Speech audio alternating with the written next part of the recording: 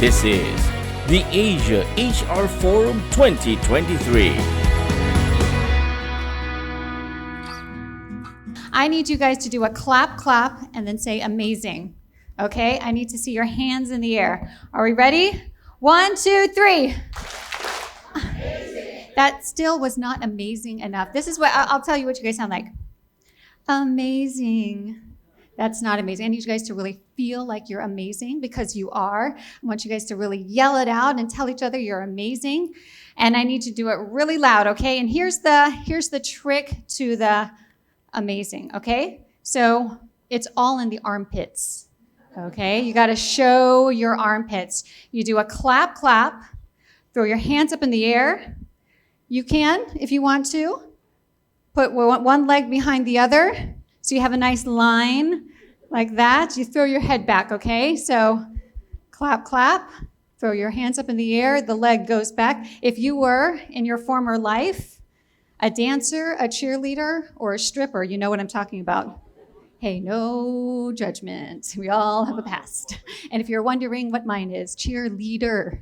I was a cheerleader. Here we go. 1, 2, 3. All right, that's amazing enough. All right, go ahead, sit down. Hi again, my name is Monica Maralit, and I am the Senior Vice President for PSG Global Solutions and also the President for Find Human Resources, which is the local sister company of PSG Global Solutions. And as Richard said, we started out very small. When I started with the company almost 14 years ago, there were about 20 people in the company in PSG Global Solutions. And over the years, it's grown through COVID as well. That was part of probably our biggest growth. We started the pandemic probably at about 1,500, and now we're at 4,000 over just the 3 years. So it's been an amazing growth.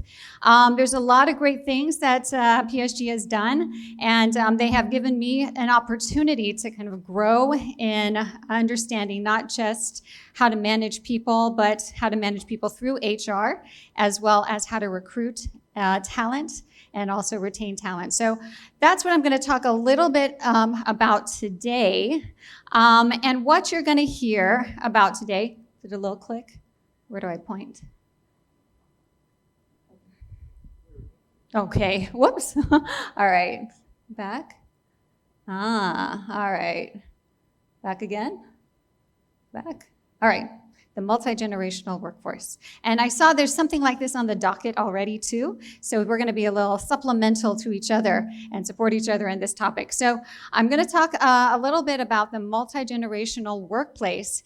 And what I'm going to talk about is going to tempt you to put people in a box and I don't want you guys to do that. I don't want you to put people in a box or think of people in a certain way. I don't want you to label people as well. Where am I supposed to point? Is it here? Over there. Okay, gotcha. All right. Because our brain likes to take little shortcuts when we meet people, and we don't know too much about them, so we like to make assumptions because it's easy for us to do that, and it's easy to stereotype people because it makes us feel more comfortable that we know who they are. So there may be like 1 or 2, 3 points that people seem to know about a person, and then you make all sorts of assumptions and a stereotype. But that's not what we want to do. So I have a couple of people from PSG who are going to help us, but we're going to do a little activity, okay? So everyone has to participate, or anyone can participate. It's super short, super easy, really easy, okay? You get a prize if you answer, even if it's wrong. It's okay. All right. What comes next in this next slide is a series, all right? And you have to fill in the blank. Okay. What is the blank? Anybody can answer. Take a quick guess. Anyone? What do you think?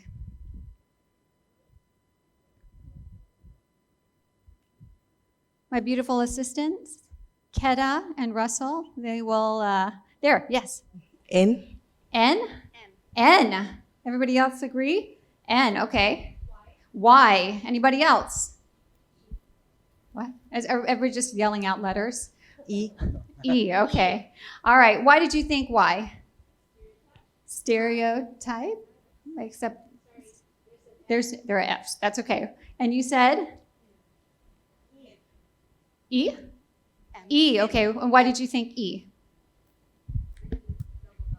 Double letters. All right. And then Letter N. N. N. Okay, why? It's 1, 2, 3, 4, 5, 6. You got it, girl. You got it. It's 9. N. So the first letter of the word is 1, 2, 3. Everybody's going, Right. All right. Thank you so much. Where are you guys from? We're from Reed Elsevier, Philippines. Oh, yes. Thank you so much. Well, congratulations. All right. Next one. What characteristics do all of the words in the next slide have in common?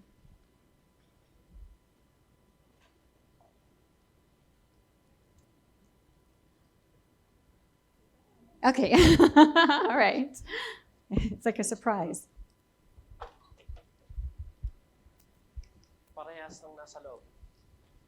Anyone? Okay, can you guys see it? Sorry. Anyone?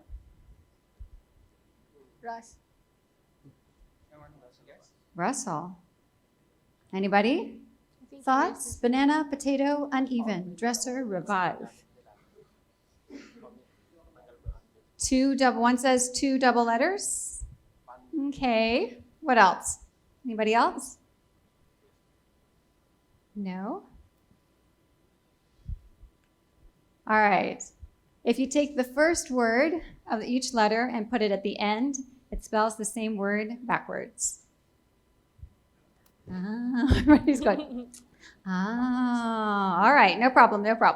One more. Which word does not belong? This is the last one, don't worry. I feel like you guys are a little stressed about this. Don't be stressed. This is not an intelligence test or anything like that, okay? You guys feel a little stressed. All right, which word does not belong? Guess what? This one has multiple answers, so at least you'll get something, right? Book, pink, black, blue. Book, okay, why? Because it's the only one that's not a color. Anybody else? Pink, because it's doesn't start with a P. All right, wait.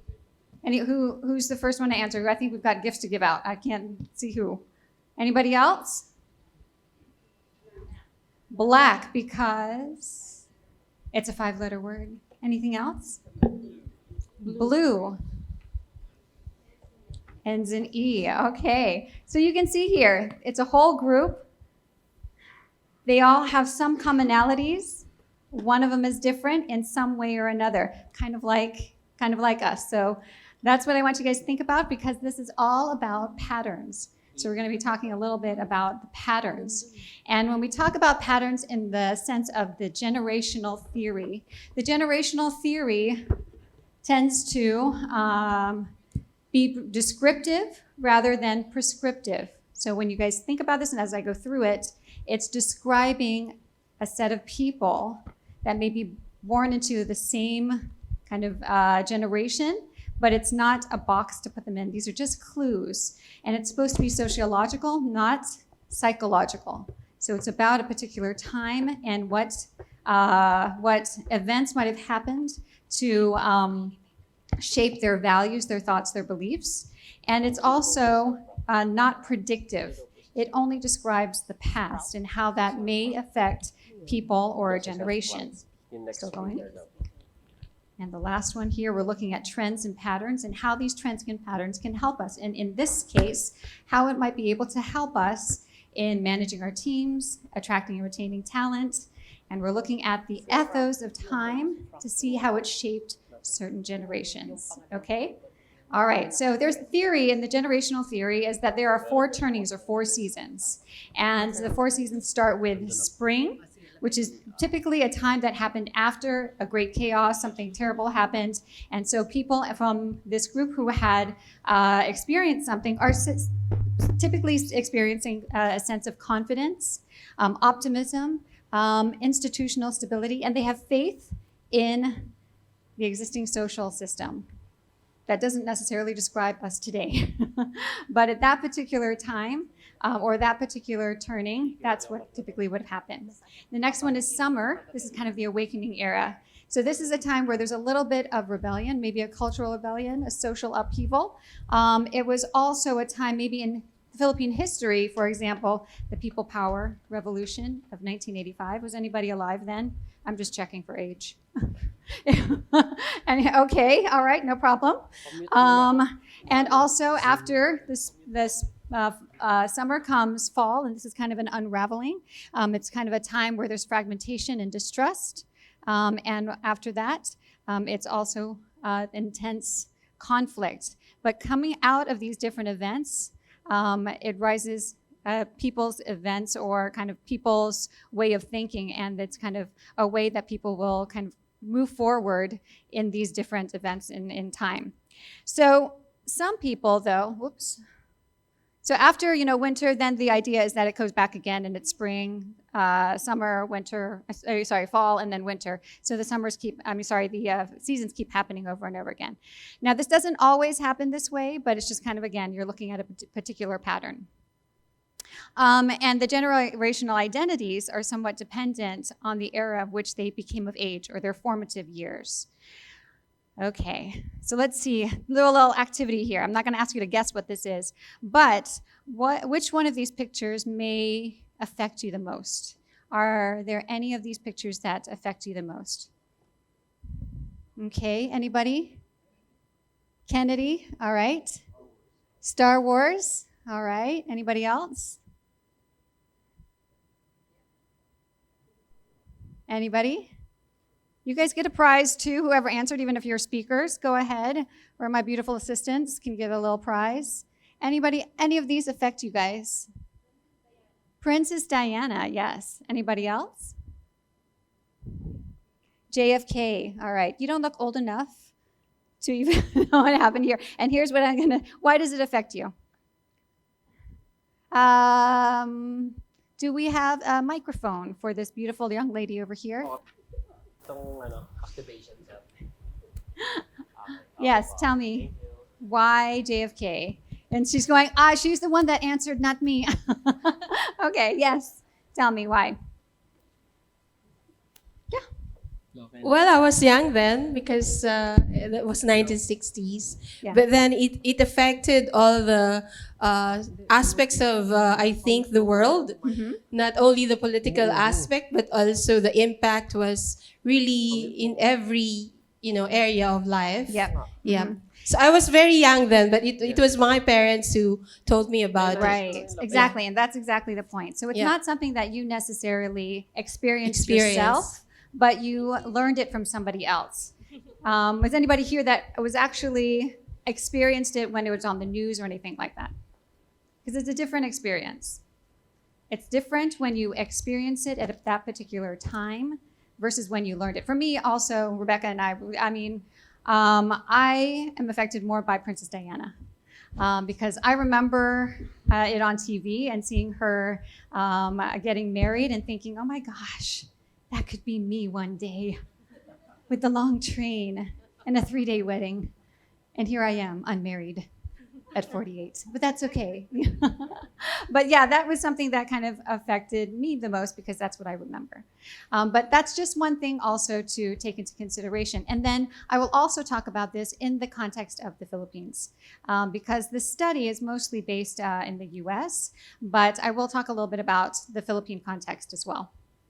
Okay, so let's go on to the first generation that we're going to be looking at, which is the baby boomers. These guys were most likely born right after World War II. Parents were very happy, and they were like, let's go out and have babies. So this is a time when a lot of children were born, and they grew up at a time where there was economic prosperity. So this is kind of that springtime that I was talking about. Everybody was very hopeful. They were idealistic. They were ambitious. And today, they're going into, retirement age, or they're going towards that age, and they're facing some challenges, though, with healthcare, Social Security, and aging. But during this time, this particular group was generally kind of happy. Gen Xers are the next one. I fall right into Gen X. I know that's hard to believe. Thank you very much. But I do fall right in the Gen X. Age here in 1975 was when I was born. Does anybody know what this picture is? You're not a Gen Xer if you don't know what this is. Reality Bites. There, my boys. Yes, Reality Bites. This is a big movie in the early 90s. We grew up during a time of economic and political turmoil, so we question a lot of the status quo. And we're very skeptical as well. I know that I'm very skeptical a lot of times. And we believe, as a collective group, that hard work equals success. So if you work hard, you're going to be successful. If you work long hours, you put in that one more email, that one more thing that you have to do, you're going to be successful. So those who come from this generation collectively may feel this way. And some of you guys may even know Jenny's number. You know Jenny's number. What is it? There you go. Oh my gosh. Oh, I knew that was going to come up. Great. I'm glad that this is working. So do you know Jenny's number? You do. You know Jenny. It's so if you know Jenny's number, you know that Pictures Reality Bites. You're probably right in the middle of that Gen X, right there. Now I'm going to skip millennials for a second and jump over to Gen Z. So these guys, which probably there are some of you guys in here in the Gen Z, you grew up in a more technologically advanced age. You probably experienced digital tools while you were learning already. You're in school, you already have digital tools. And you tend to favor more instant communication. And most likely you are mostly interested in kind of global issues. And this is the one generation that probably is the most globally aware because they're the most connected because of the internet. They grew up with it. And so they're going to be a lot more globally aware of all of the different social ills, or they're more socially conscious. They're also a lot more flexible and adaptable to things.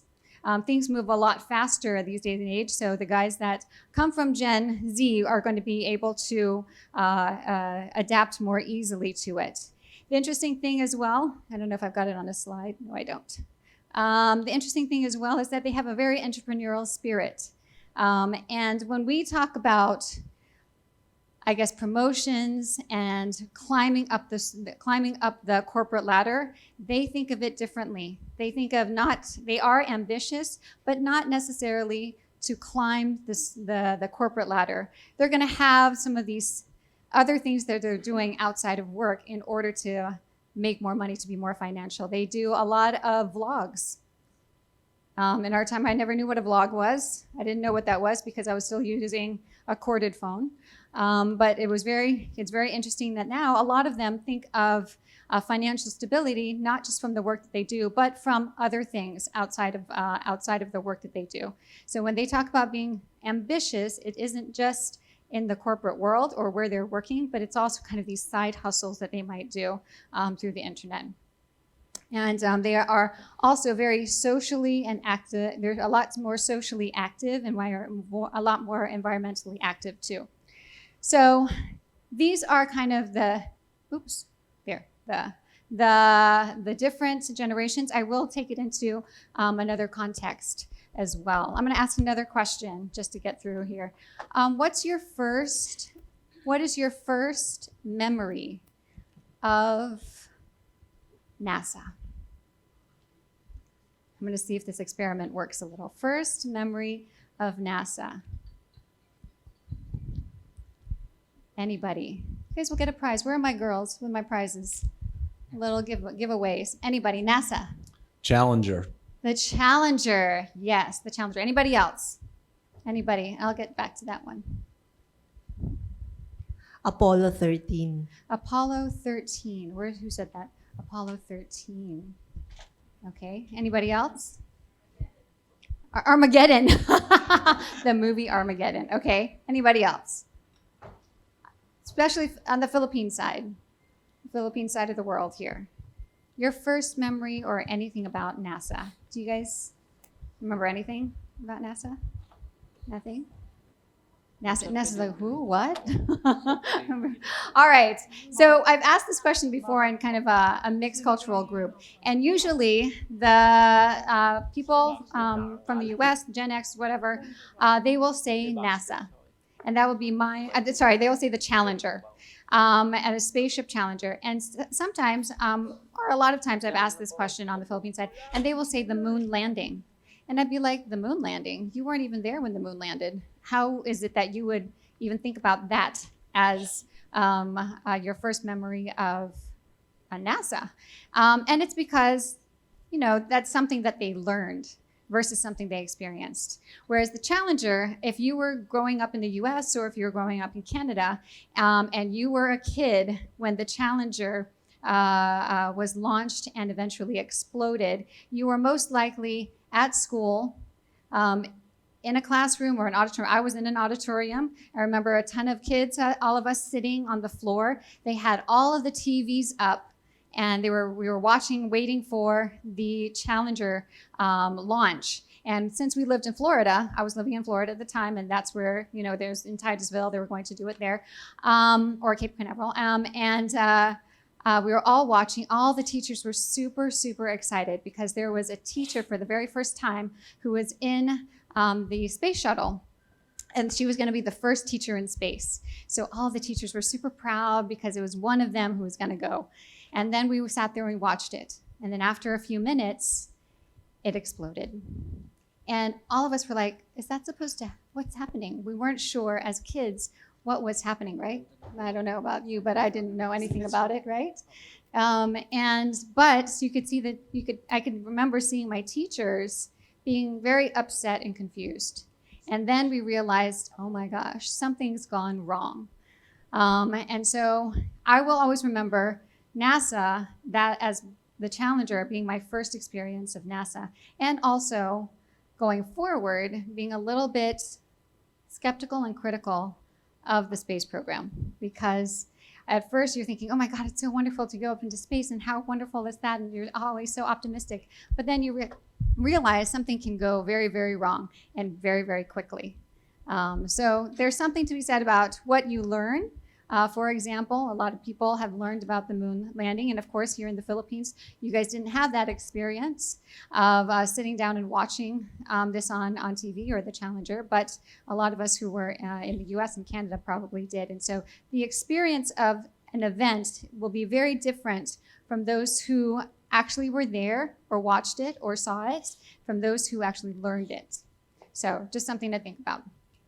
Now, on the next one, anybody got questions about that? No? All right, let's see what we got next. Everybody say abracadabra. All right, so generations are clues. They're not supposed to put you in a box. So they're just supposed to kind of explain potentially what might happen. Let's go back a little and we'll take it into the Philippine context.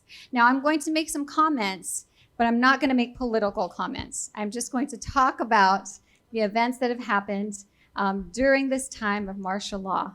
All right, but I'm not going to make any political comments or opinions, though I have very many, but I'm just going to keep those to myself and just talk about the actual events themselves. So this generation, they probably experienced, so those who were in the, who actually experienced martial law, and this is what happened when Ferdinand Marcos in 1972, right? Did I get my history right? 1972 declared martial law. Am I right? Did I get my history right? Okay, good. And a lot of people during this time actively participated against martial law. And so there are usually characters, those who kind of grew up during this time are characterized as resilient and politically engaged, socially conscious, and they're kind of a subset of the baby boomer generation. And so I actually remember my mom telling me a story as to why she was sent to the US, because she was starting to get a little bit more involved and actively participating in the protests during martial law, or when it was announced. And so my grandparents, her parents, were very upset, and they were very, very worried that she was either going to be arrested or killed. So my grandmother said, okay, that's it. You're getting married, and we're sending you to the US. So that's what happened. She got married, and she was sent to the US. But had she stayed here, then she probably would continuously be part of this group. But what actually ended up happening was she also was a little bit scared when I was coming here and going to potentially go to UP, because she thought I'd be all radical and all sorts of stuff. But those who grew up during this time, they really really tried to struggle and tried to go against martial law. A lot of them, maybe not all of them, but a lot of them were against martial law at the time. The next one is the EDSA generation. Everybody know what happened during EDSA? All right, you guys are good Filipinos. So you know what happened during EDSA. So this generation, which is termed the EDSA generation, refers to the individuals who were, of course, born in the 1970s, maybe late 1970s, early 80s, and they demonstrated a lot of political accountability. So during the EDSA revolution, they overturned martial law, and they were able to take back democracy. So this generation that was very active and actually saw this during their formative years tended to grow up characterized by idealism and moral fervor, political and cultural spiritual renewal. So all of that had happened in this particular context. So those two generations in the Philippine context kind of describe what was happening during that particular time and how it shaped the way people feel, the way they think, and potentially the way they view the world and their beliefs. So now let's go back to, let's see what's the next one. I'm going to bring this back now to millennials. So I put you into a context of kind of the US side, the baby boomers, the Gen Xers, Gen Z, and the martial law generation and EDSA. And if I can go to now the millennials. The millennials are interesting because they don't quite fit into kind of the seasons. And part of the reason is because of the dawn of the internet. And it happened during a time where they kind of straddled a time without the internet and a time where there was internet. So they may or may not have experienced this during the classroom time or when they went to school. Here in the Philippines, a lot of times it was a little bit later that it came, the internet came, but nonetheless, they still have it and they latched on very quickly. But the millennials kind of straddle both, and that's why they're called millennials, right? Because they were just at the dawning of the 2000s. So they still face challenges, though, in the workforce in terms of finding jobs, I think especially here because of the economic recession and competitive market. So what else do we have? All right, so they embrace the digital content, but may still favor kind of email and phone calls, which is interesting. They show activism in global causes. They still seek work-life balance. Even now, as we've come out of COVID, they're going to continuously look for flexibility in their jobs. And I think a lot of people are, regardless of what generation they're in. Everybody's looking for some sort of flexibility now that they know more about it. Okay. Where did all the dead go? I'm so sleepy, good night. Miss her more than she knows. Sometimes you can't seem to find Do you have to go there? a minute of time. There's so much to be said. I got homework to do. How can it be so tough? Have to go to my class. A little time's all you need. You never see her enough. Get together, get away. Yes, I have a cheeseburger, fries. And a Sunday? Yeah. Deserve a break today. At McDonald's. There is one more video I wanted to show you, and I just wanted to compare and contrast these two videos. Daddy. Dada. Daddy.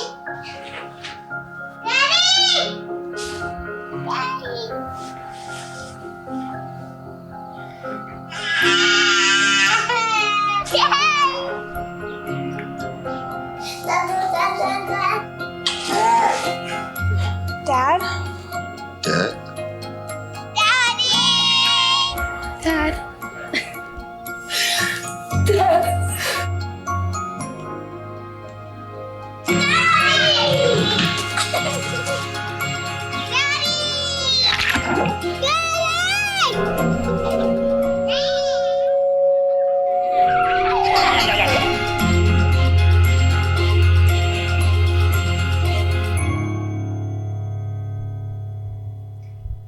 So that is not just a nod to Father's Day that's coming up, but I wanted to point out the differences in these two videos. Can anybody give me any thoughts around the two videos? One obviously is older than the other. You can tell the difference. Where are my people? Where's my team? They're giving away. We're still giving away stuff. Anybody thoughts on the two videos? Two differences, anything, there's no right or wrong answer here. There isn't any right or wrong answer. Yes. Hi. I think in the second video, the dads were like more present. Mm-hmm. And they have like more time for the kids and you're always there. Yeah. Yeah. On the first video, you know how they are like hard workers. Yeah. And only have a little time for the family or That's the kids. Right. And anybody else? Any other thoughts? Yeah, she's absolutely right. So one is, thank you so much. One is obviously an older video and it's from around the 80s. And as you can see, the father figure himself is all about work, right? Because remember, during that time, it's all about work. If you're going to be successful, you're going to work hard, but that also means, what happens to your daughter. So it's kind of a pull and tug there. But then the other one basically shows. We have one. Oh, yes. Yeah. Hi, yeah. The first one, you have a cameraman. The second one is being shot by the father itself. Mm-hmm. Sort Yes. of. Yeah, so that's an artistic look at it. Yeah, exactly. It's from the father's view as he sees his kids, meaning he's more present, like you had said, during that particular time, in different times of their lives. And so the other thing that I wanted you to notice was one's McDonald's and the other one is Dove. And typically, or in the past, Dove has been really focused on women's care, right? And more so now, they're into men's care, skin care, etc. So as you look at both of them, one is more targeted towards the millennial dad. And that's one of the things that's actually changed over time is that the millennial dad is more involved in their children's lives. And they're going to be a little bit more sensitive to that kind of thing. Again, if you looked at the first video, which was more targeted towards kind of the Gen Xers, or it was more targeted to that particular time, it's all about the dad is at work. He wants to be in the kid's life, but he's working because he's trying to make a good living. Whereas the other video is all about the dad being present. And a very good point. In the dad's point of view, he can actually see the kids. So very good. So now where does that take us when it comes to the multi-generational workplace? Let's see. So everyone from a different generation. So there's some thoughts here. Everyone from a different generation have different priorities. So whether it's a point in their lives or it's because they've been shaped by things that have happened. And the key is to recognize not one as more important than the other. So in the workplace itself, when you're thinking about your teams or potentially bringing people in through retention or things like that, everybody has a different point of view. Acknowledge and explore the different overlaps that may exist between the generations. For example, a flexible workplace or a hybrid workplace that crosses over different generations. But also acknowledge that perks targeted to one generation might not end up being necessarily ideal for everyone. And it could, again, be a point in their lives or not. For example, some people who are a little bit younger may not care about life insurance or having 10 dependent, well, maybe not 10, 2 dependents for their HMO. But the ones that are a little bit older in the time of their lives where they do have dependents would be more interested in that. So think about those when you target different perks and benefits for your employees. This is a really good one. Communicate using multiple methods. So when it comes to communication, I personally like, if you're going to get something done, call somebody up. But I know a lot of people will, I've had this before, I'm like, did you talk to this person? Yeah, I messaged them. I'm just waiting for them to answer. And I'm like, why are you waiting? Why don't you just pick up the phone and call them? But that's so intrusive. So the way certain generations view it is that they think of a phone call as intrusive because they want to come in first with a text message, or maybe not even text anymore. They come in with some sort of messenger type of app that they're going to reach out and see whether or not they're ready for a call. So think about that as well. Some people just communicate more on social media, and that's how you're going to be able to grab them. Get to know your team, not as your colleagues, but as people. that goes without saying, right? As we are in HR, we have to absolutely know who our teams are, the people who are part of our team as people, not just colleagues. And I know the Filipinos do this really well because there's a lot of interaction and we're very relationship based. So continue to do that. And then capitalize on each generation's strengths and knowledge, because every generation does have their strengths. You just have to be able to capitalize on that. And every generation has some way that they can contribute to the workplace. So that basically, I'm being told our time is up. It was up 10 minutes ago. All right. So as you kind of think through some of these things, as you go today, think about how you can do things differently when it comes to talent acquisition, trying to attract talent depending on what generation you would like to bring in or what kind of skills you would like to bring in based on the different experience that they have as well. And when it comes to managing our teams too, think about that the same way. When it comes to coming up with different programs, different benefits, different perks and things like that, think about it in the way that will either target different types of generations or that will cross over multiple generations as well.